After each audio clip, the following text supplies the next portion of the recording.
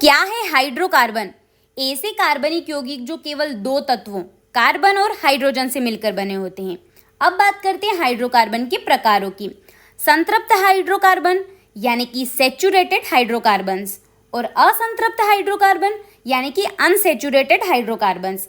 ये दोनों aliphatic hydrocarbon यानी कि खुली चेन वाले यौगिक के अंतर्गत आते हैं, जबकि एरोमेटिक हाइड्रोकार्बन में बंद वलय या चक्र वाले विशेष यौगिक आते हैं, जैसे कि बेंजीन। संतृप्त हाइड्रोकार्बन को विस्तार से देखें तो इन्हें एल्केन कहते हैं। इनमें कार्बन परमाणुओं के बीच सिंगल बॉन्ड होता है।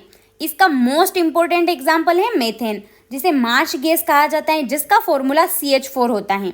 एल्कीन और एल्काइन असंतृप्त हाइड्रोकार्बन हैं, जिनमें क्रमशः डबल बॉन्ड और ट्रिपल बॉन्ड होता है। एल्केन, एल्कीन और एल्काइन के फॉर्मूले में डिफरेंस देखें तो एल्केन का सूत्र CnH2n+2, एल्कीन का सूत्र CnH2n और एल्काइन का सूत्र है CnH2n-2, जिनमें n कार्बन परमाणुओं की संख्या है। एल्केन के अंत में n जुड़ता है, एल्कीन के अंत में इन जुड़ता है और एल्काइन के अंत में आइन जुड़ता है। एग्जाम्पल के तौर पर हम कार्बन परमाणुओं की संख्या 2 लें तो एल्केन के सूत्र से एथेन, एल्कीन से एथीन और एल्काइन से एथाइन बनेगा।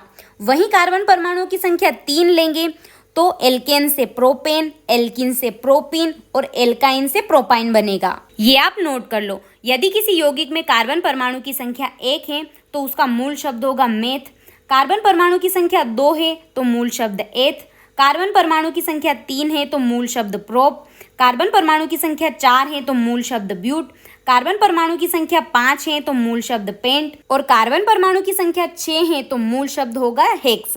अब आप मुझे कमेंट्स में बता दो कि अगर हम कार्बन परमाणु की संख्या 5 लें तो एल्केन, एल्कीन और एल्काइन से कौन कौन से यौगिक बनेंगे। और ऐसे इन्फॉर्मेटिव वीडियोस के लिए करंट कवरेज फॉलो कर लो।